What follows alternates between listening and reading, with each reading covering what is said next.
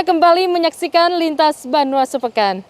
Pemirsa, sosialisasi ideologi Pancasila dan wawasan kebangsaan terus digencarkan anggota Komisi 2 DPRD Kalsel Muhammad Yani Helmi. Ini untuk mendorong generasi muda khususnya pelajar agar semakin cinta terhadap tanah air. Sementara itu, PLT Kabid Politik Kesbangpol Kalsel Indra Nurul Huda memaparkan kegiatan ini sangat baik dilaksanakan agar wawasan generasi muda lebih terbuka dalam menjaga kesatuan dan persatuan melalui 4 pilar kebangsaan.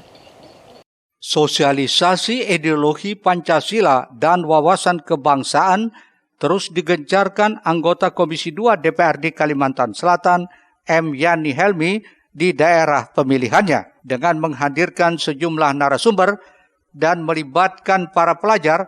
Sosialisasi ideologi Pancasila dan wawasan kebangsaan digelar di Desa Barokah, Kecamatan Simpang 4, Kabupaten Tanah Bumbu. Pada kesempatan itu, Paman Yani, sapaan akrabnya, menyatakan sosialisasi ini penting sebagai salah satu pembinaan generasi muda, khususnya para pelajar, agar tetap mencintai tanah air melalui berbagai materi yang disampaikan para narasumber. Tak hanya itu, juga untuk menambah wawasan dan pengetahuan secara luas tentang Pancasila, terlebih selama masa pandemi COVID-19, para pelajar tidak bisa melakukan pembelajaran tatap muka.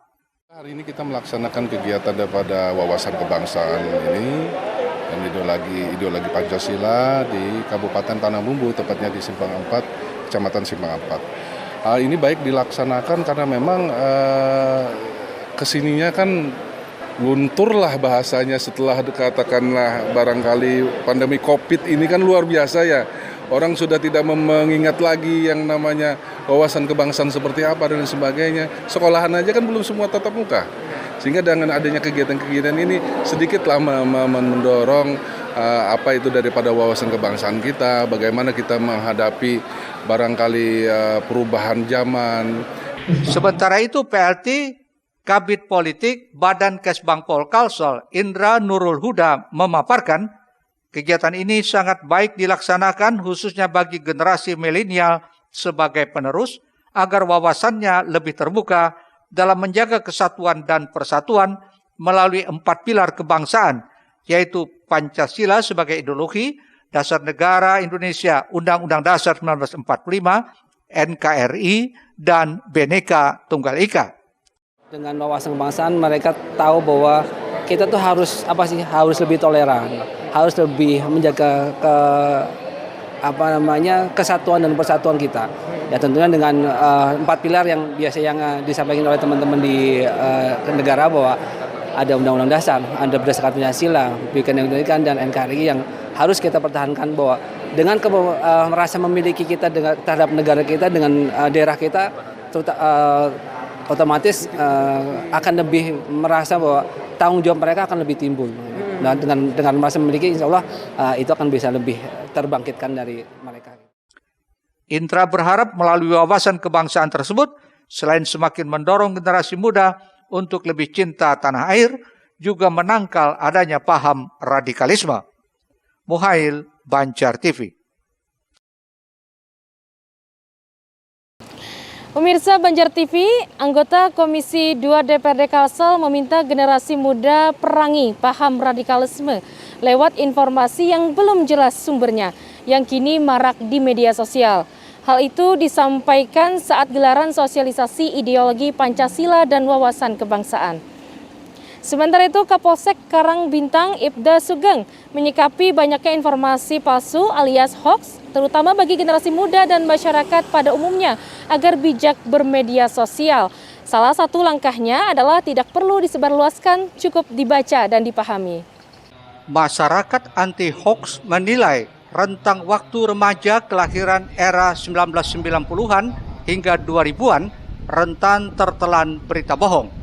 Maka dari itu generasi milenial sekarang diminta memerangi dan menangkal hoax secara cerdas. Apalagi dunia digital melalui jejaring internet sudah menguasai seluruh lini kehidupan. Jika hal ini tidak disikapi dengan cerdas, maka efek negatif justru makin memperparah psikologis hingga satu kesatuan kaum milenial.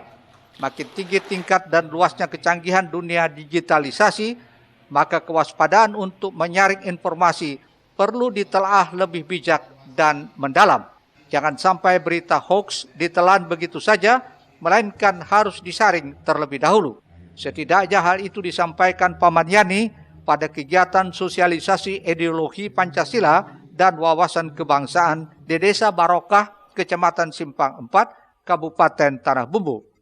Agar juga paham-paham radikalisme yang hari ini juga terus merengsek, mendorong dan lain sebagainya, kita bisa tahan ini.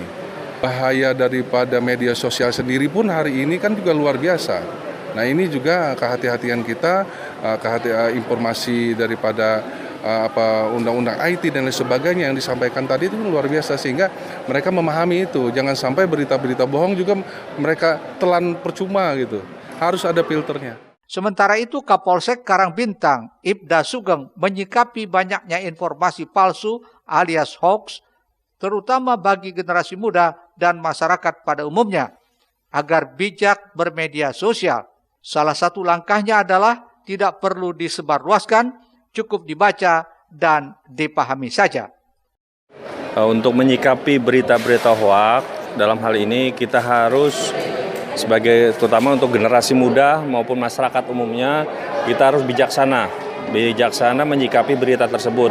Dalam arti berita hoax itu tidak perlu disebarluaskan. Jadi berita itu cukup kita baca dan kita hapus. Jadi berita itu tidak berkembang kemana-mana. Mungkin itu saya pesan kepada generasi muda. Muhail, Banjar TV. Kita ke informasi selanjutnya, pemirsa. Badan Narkotika Nasional Provinsi Kalsel mencatat sepanjang tahun 2021, kasus narkoba di wilayah Kalsel sedikit mengalami penurunan. Kendati demikian, dari jumlah barang bukti yang berhasil disita, seperti jenis sabu dan ekstasi mengalami peningkatan yang signifikan. Dan ke depan BNP Kalsel terus bertekad menekan dan mengantisipasinya. Salah satunya dengan melakukan sosialisasi pengetahuan dan pemahaman, pencegahan, pemberantasan penyalahgunaan dengan peredaran gelap narkoba atau P4GN ke seluruh lapisan masyarakat. Dia mencakup beberapa kabupaten di Kalimantan Selatan. Badan Narkotika Nasional Provinsi Kalsel mencatat sepanjang tahun 2021, kasus narkoba di Kalsel sedikit mengalami penurunan. Pasalnya, berdasarkan rilis yang disampaikan Kepala BNNP Kalsel kepada awak media, Selasa 28 Desember 2021, tercatat sebanyak 41 kasus, sedangkan tahun 2020, kasus narkoba tercatat 43 kasus. Kendati ada penurunan jumlah kasus pada tahun 2021, namun untuk jumlah tangkapan berupa barang bukti mengalami peningkatan yang cukup signifikan. Seperti sabu-sabu ada sekitar 24,346 kg dan ekstasi 359 butir. Sementara di tahun 2020 lalu, jumlah tangkapan barang bukti sabu-sabu hanya sekitar 3,202 kg dan 34 butir ekstasi. Tren bagaimana penyelundupan narkotika jenis sabu yang mendominasi di Kalimantan Selatan ini, ya, ini dengan melihat sepanjang tahun 2021 ini untuk BNN saja ini hampir 25 kilo atau 24, sekian kilogram jenis sabu dan 500 sekian ekstasi yang ditangkap. Ya, padahal ini masa bagaimana kita semua banyak yang dirumahkan, tetapi justru trennya meningkat. Nah ini harus diantisipasi ke depan di tahun 2022 dengan harapan narkotika jenis sabu maupun ekstasi ini benar-benar untuk kita bisa cegah, kita kurangi. Ya. Mengingat masih meningkatnya jumlah tangkapan yang didominasi jenis sabu-sabu tersebut, ke depan BNNP Kalsel terus bertekad menekan dan mengantisipasinya.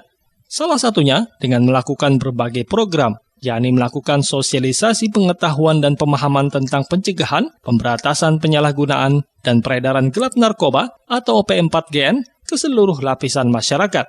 Selain itu, BNNP Kalsel juga melakukan program rehabilitasi bagi para pecandu atau pemakai narkoba, sehingga pangsa pasar atau permintaan terhadap narkoba bisa terus berkurang. Tak hanya itu, BNNP Kalsel sejauh ini juga sudah memetakan beberapa kelurahan rawan dan waspada penyalahgunaan narkoba dan akan menjadi perhatian pada tahun 2022.